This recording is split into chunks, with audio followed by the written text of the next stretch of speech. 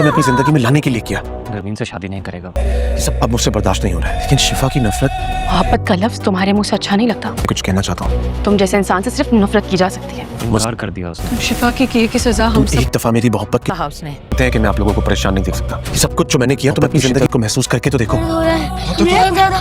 मैं शिफा से शादी करना चाहता हूँ। मुझसे नफरत तुम्हें बहुत महंगी पड़ेगी शिफा। सजा हम सबको और उमेर को क्यों दे रहे हो? शाज़ शिफा पर झूठा इल्ज़ाम लगाकर माज और शिफा के दरमियान ऐसी दीवार खड़ी कर देता है कि दोनों का रिश्ता ही ख़त्म हो जाता है। शाज़ की बातें सुनकर माज गुस्से से बेकाबू हो जाता है और खड़े खड़े शिफा को तलाक दे देता है।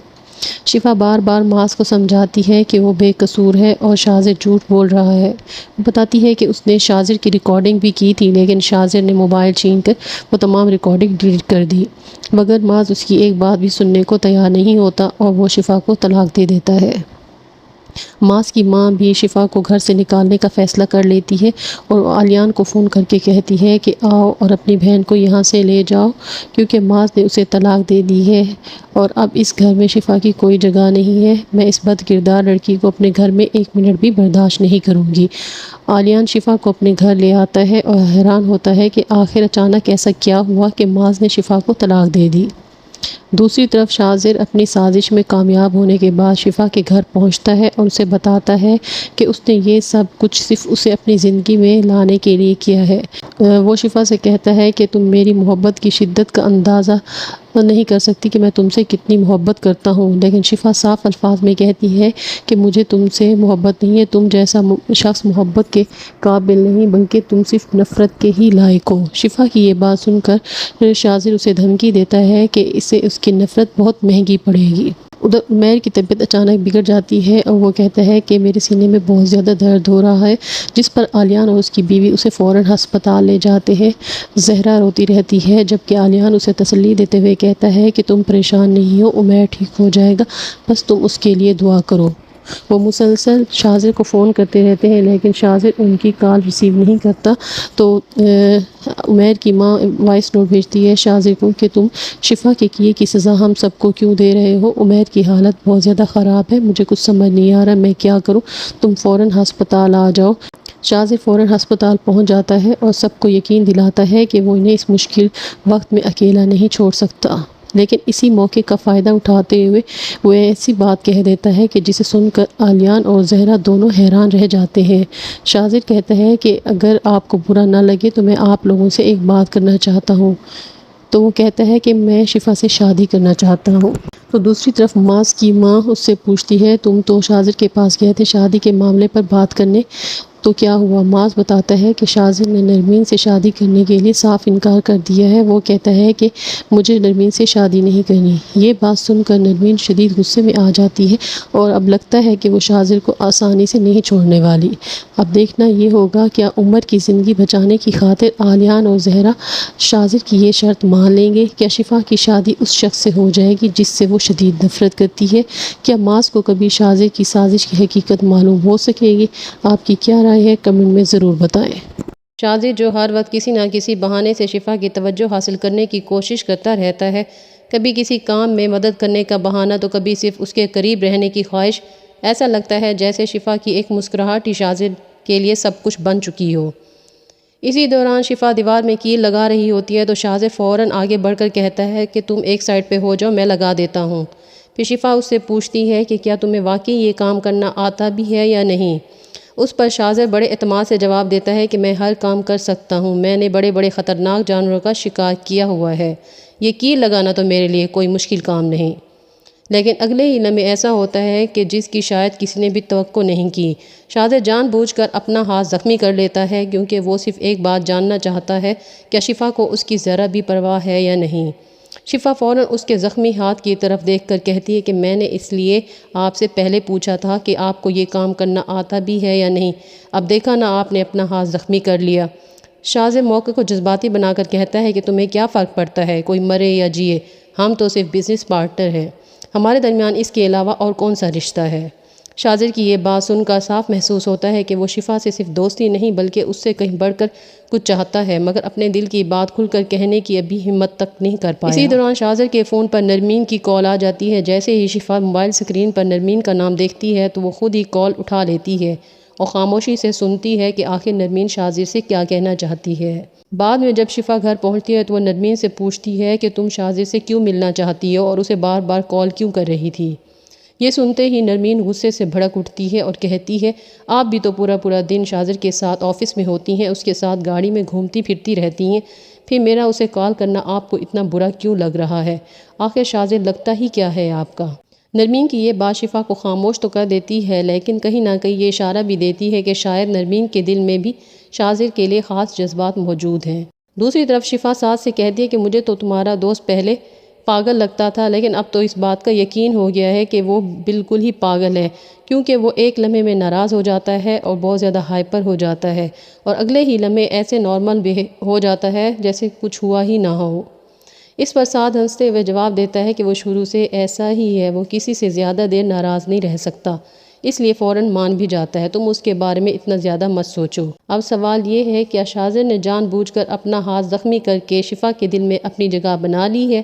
کیا شفا واقعی شاذر کے لیے کچھ محسوس کرنے لگی ہے یا وہ صرف ایک اچھے بزنس پارٹنر کی حیثیت سے اس کی فکر کرتی ہے؟ اور سب سے بڑا سوال یہ ہے کیا نرمین شاذر اور شفا کے درمیان غلط فہمیاں پیدا کر کے ان دونوں کو ہمیشہ کے لیے ایک دوسرے سے دور کر دے گی؟ آپ کی کیا رائے ہے؟ اپنی رائے کمنٹ میں ضرور بتائیں۔ شاذر شروع سے ہی شفا کے پیچھے پڑا ہوا ہے اور ہر قیمت پر اسے حاصل کرنا چاہتا ہے۔ جب شفا کو شاذر کی حقیقت کا پتہ چلتا ہے کہ وہ نرمین کو نہیں بلکہ اسے پسند کرتا ہے تو وہ شاذر سے بالکل بات نہیں کرنا چاہتی۔ شفا کی یہ بے رخی شاذر کو بالکل برداشت نہیں ہوتی، اس لیے وہ فیصلہ کر لیتا ہے کہ اب وہ شفا کو ماں سے ہر حال میں الگ کر لے گا، کیونکہ شاذر کے ذہن میں صرف ایک ہی بات ہوتی ہے کہ اسے شفا کو حاصل کرنا ہے۔ سب سے پہلے شاذر شفا کے بھائی آلیان کو نشانہ بناتا ہے اور اس کی نوکری ختم کروا دیتا ہے۔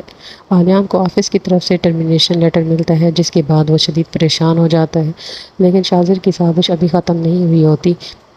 وہ آلیان کے مالک مکان کے پاس جاتا ہے اور اسے کہتا ہے کہ وہ گھر اسے بیچ دے۔ مالک مکان صاف انکار کر دیتا ہے تو شاذر اسے دگنی قیمت کی پیشکش کرتا ہے، لیکن وہ پھر بھی گھر بیچنے کے لیے تیار نہیں ہوتا۔ آخر کار شاذر اسے دھمکی دیتا ہے کہ یا تو وہ اسے گھر بیچ دو ورنہ اپنی جان سے ہاتھ دھو بیٹھو گے۔ اپنی جان بچانے کے لیے مالک مکان مجبوراً شاذر کو گھر بیچ دیتا ہے اور شاذر اسے یہ بھی کہتا ہے کہ کسی کو معلوم نہیں ہونا چاہیے کہ یہ گھر اس نے خریدا ہے۔ تو مالک مکان کہتا ہے ٹھیک ہے۔ پھر مالک مکان آلیان کے گھر پہنچ جاتا ہے، اسے مکان خالی کرنے کا کہہ دیتا ہے کہ آپ کے پاس 1 مہینہ ہے، میں نے گھر بیچ دیا، آپ کو یہ گھر خالی کرنا پڑے گا۔ اب آلیان اور اس کی بیوی کی پریشانی مزید بڑھ جاتی ہے، کیونکہ ایک طرف آلیان کی نوکری چلی جاتی ہے اور دوسری طرف ان کے سر سے چھت بھی چھننے والی ہوتی ہے۔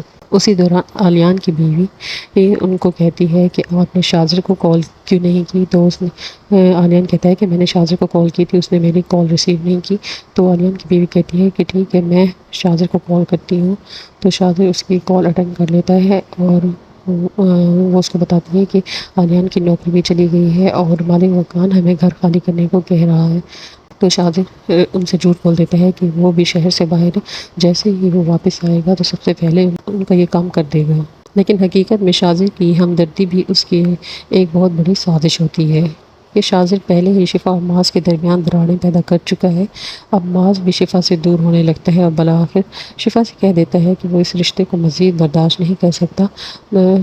شفا تمہیں اپنے بھائی کے گھر چلے جانا چاہیے۔ شفا کی زندگی میں ایک کے بعد ایک مشکل کھڑی ہوتی چلی جاتی ہے۔ ادھر شاذر آلیان کے گھر پہنچتا ہے، اسے گھر کے کاغذات دیتے ہوئے کہتے ہیں کہ اب اسے پریشان ہونے کی ضرورت نہیں ہے، اب آپ کو مالک مکان اس گھر سے نہیں نکالے گا۔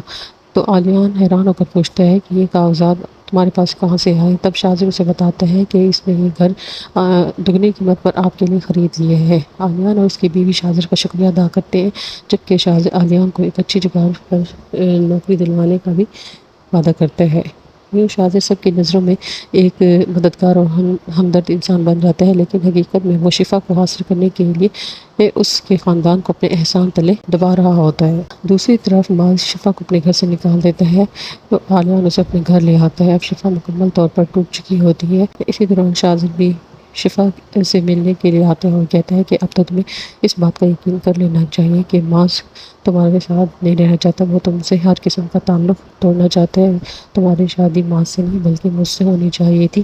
تو شفا اس کو کہتی ہے کہ اور تمہارے دل میں کیا کیا ہے، آج تم ساری باتیں کلیئر کر دو، کیونکہ میری بات پر تو کسی کو یقین نہیں ہے، شاید تمہارے منہ سے یہ باتیں سن کر سب کو یقین آ جائے۔ تب شاذر اس کو حیران ہو کر دیکھتے ہیں اور کہتا ہے کہ تم میری باتیں ریکارڈ کر رہی ہو؟ تو شفا کہتی ہاں میں ریکارڈ کر رہی ہوں۔ اب دیکھنے کی یہ ہے کہ اب شفا ماس کے ساتھ اپنا رشتہ بچانے کی کوشش کرے گی یا حالات اسے شاذر کے قریب جانے پر مجبور کر دیں گے۔ آپ کو کیا لگتا ہے کہ شاذر آخرکار شفا کو حاصل کرنے میں کامیاب ہو جائے گا یا شفا اس کی تمام سازشوں کو ناکام بنا دے گی؟ آپ کی کیا رائے ہے؟ کمنٹ میں ضرور بتائیں۔ کہ میں شاذر سلطان نام ہے میرا، ڈر کے بھاگوں گا نہیں۔ ملی بھی تو انگیجمنٹ کی بات وہ مجھے شفا کہہ رہا تھا۔ تو اس کی ہو جاتی ہے۔ میرے سامنے تو بھابھی بھابھی کہہ رہا تھا تم۔ تپش ڈرامہ کی آنے والی ایپیسوڈ بہت ہی زیادہ انٹرسٹنگ ہونے والی ہے۔ جب شاذر نرمین کے لیے باقاعدہ رشتہ لے کر اس کے گھر پہنچتا ہے تو وہاں موجودہ حالات اچانک خراب ہو جاتے ہیں۔ شفا یہ سب کچھ دیکھ کر شدید ذہنی دباؤ کا شکار ہو جاتی ہے، اس کی طبیعت خراب ہو جاتی ہے، وہ بے ہوش ہو جاتی ہے۔ شفا کی حالت دیکھ کر شاذر کے گھر والے وہاں سے چلے جاتے ہیں، جبکہ شاذر اور ماس شفا کو ہاسپٹل لے کر جاتے ہیں۔ دوسری طرف نمیرہ اپنے والد تیمور علی خان سے بہت زیادہ غصے میں کہتی ہے کہ آخر ایسی عام سی شکل کی لڑکی میری بھابھی کیسے بن سکتی ہے، اور وہ صاف الفاظ میں کہتی ہے کہ وہ کسی بھی صورت نرمین کو اپنی بھابھی نہیں بننے گی، نہ ہی اس گھر کی بہو بننے دے گی۔ تیمور علی خان کی بہو اتنی عام سی شکل کی ہوگی، ڈیڈ آپ کو کچھ کرنا پڑے گا، اگر آپ نے کچھ نہ کیا تو مجھے ضرور کچھ کرنا پڑے گا۔ لیکن تیمور علی خان اپنی بے بسی کا اظہار کرتے ہوئے کہتے ہیں کہ وہ اپنے بیٹے کے سامنے مجبور ہے، ان کا اکلوتا بیٹا ہے، اگر وہ ان سے دور چلا گیا یا غصے میں اپنے آپ کو کوئی نقصان پہنچانے کی کوشش کر بیٹھا تو یہ سب کچھ کیسے برداشت کریں گے۔ مگر نمیرہ بھی ہار ماننے والی نہیں ہے، وہ اپنے ڈیڈ سے صاف کہتی ہے کہ اس کے ہوتے ہوئے نرمین اس گھر کی بہو نہیں بن سکتی، اگر آپ نے کچھ نہ کیا تو مجھے کچھ کرنا پڑے گا۔ ادھر نرمین اپنی والدہ سے بھی شفا کے خلاف شکایت کرتی ہے، وہ کہتی ہے کہ شفا شروع سے ہی اس کے اور شاذر کے رشتے کے خلاف ہے، مسلسل شاذر کو اس سے دور کرنے کی کوشش کرتی رہی ہیں۔ آج جب شاذر پہلی مرتبہ اپنے گھر والوں کے ساتھ اس کا رشتہ لے کر آیا ہے تو شفا نے عین اسی وقت ڈرامہ کر دیا ہے۔ نرمین کی والدہ بھی مانتی ہیں کہ انہوں نے شفا کے رویے میں باتیں محسوس کی ہیں، لیکن وہ کہتی ہیں کہ بیٹا تم پریشان نہ ہو، شفا جب گھر آ گیا تو میں اس سے خود بات کروں گی۔ اور یہاں کہانی میں آنے والا سب سے بڑا ٹوئسٹ سامنے آتا ہے جب ڈاکٹر شفا کا چیک اپ کرنے کے بعد بتاتی ہے شفا پریگننٹ اور ماں بننے والی ہے۔ یہ خبر سنتے ہی ماس کی خوشی کی کوئی انتہا نہیں رہتی، وہ بہت زیادہ خوش ہوتا ہے۔ جبکہ شاذر اس کے قریب کھڑا ہوتا ہے، یہ بات سنتے ہی شاذر کے پیروں تلے زمین نکل جاتی ہے جیسے کوئی قیامت ٹوٹ پڑی ہو، تو اس کو بہت زیادہ غصہ آتا ہے، لیکن وہ اپنے غصے پر کنٹرول کرتے ہوئے ماس کو گلے لگاتا ہے، اسے مبارک دیتا ہے کہ مبارک ہو ماس، تم باپ بننے والے ہو۔ ماس ڈاکٹر سے کہتا ہے کہ کیا میں شفا سے مل سکتا ہوں، تو ڈاکٹر کہتے ہیں کہ جی آپ مل سکتے ہیں۔ ماس شفا کے پاس جاتا ہے، اسے مبارکباد دیتا ہے اور کہتا ہے کہ میں پاپا بننے والے ہوں، میں بہت زیادہ خوش ہوں، تمہیں مبارک ہوں۔ تو وہ کہتی ہے کہ میں بھی بہت زیادہ خوش ہوں۔ لیکن دوسری طرف شاذر یہ سب کچھ اپنی آنکھوں سے دیکھ رہا ہوتا ہے۔ ماس کی خوشی اور شفا کی زندگی میں آنے والی اس نئی خوشی کو دیکھ کر شاذر اندر ہی اندر جل اٹھتا ہے۔ اس کے لیے یہ حقیقت برداشت کرنا انتہائی مشکل ہو جاتا ہے کہ شفا اب ماس کے بچے کی ماں بننے والی ہے۔ گھر واپس پہنچ کر شاذر غصے میں چیزیں توڑنے لگتا ہے۔ اس کا بہنوئی جب اس سے پوچھتا ہے کہ آخر ہوا کیا ہے تو شاذر اپنا غصہ قابو نہ رکھتے ہوئے کہتا ہے کہ شفا ماس کے بچے کی ماں بننے والی ہے اور میں یہ سب کچھ برداشت نہیں کر سکتا۔ تب اس کا بہنوئی اسے سمجھاتا ہے کہ اب شفا کی زندگی میں تمہاری کوئی جگہ نہیں ہے اور تمہاری سٹوری یہیں پہ ختم ہو گئی ہے، اس لیے اسے شفا کا پیچھا چھوڑ دینا چاہیے۔ لیکن شاذر کا جنون اس مقام پر پہنچ چکا ہوتا ہے جہاں وہ کسی کی بات سننے کے لیے تیار نہیں ہوتا۔ وہ صاف کہتا ہے کہ شفا صرف میری ہے اور میں اسے کسی صورت نہیں چھوڑوں گا، میں اسے ہر حال میں حاصل کر کے رہوں گا، یہ میری اور شفا کی سٹوری ہے۔ دوسری طرف معاذ شفا کو ہسپتال سے ڈسچارج کروا کر گھر لے آتا ہے اور معاذ گھر آ کر اپنی والدہ کو خوشخبری سناتا ہے کہ آپ دادی بننے والی ہیں، لیکن اس کی والدہ اس خبر پر زیادہ خوش نہیں ہوتی جس طرح معاذ توقع کر رہا ہوتا ہے۔ وہ کہتی ہیں کہ اس گھر میں جو کچھ ہو رہا ہے، شفا نے جو کچھ کیا ہے، اس کے بعد ان کے لیے خوش ہونا ذرا مشکل ہے۔ وہ معاذ سے کہتی ہیں کہ شفا کو سمجھاؤ، اگر شفا اپنی حرکتوں سے باز نہیں آتی تو اسے اپنے بھائی کے گھر چھوڑو، کیونکہ میں اپنے گھر کا ماحول خراب نہیں کرنا چاہتی۔ ادھر نرمین بھی اپنی والدہ سے ناراض ہوتی ہیں کہ شفا کی وجہ سے شاذر اور اس کے گھر والے رشتہ لے کر آئے تھے، لیکن وہ ایسے ہی واپس چلے گئے۔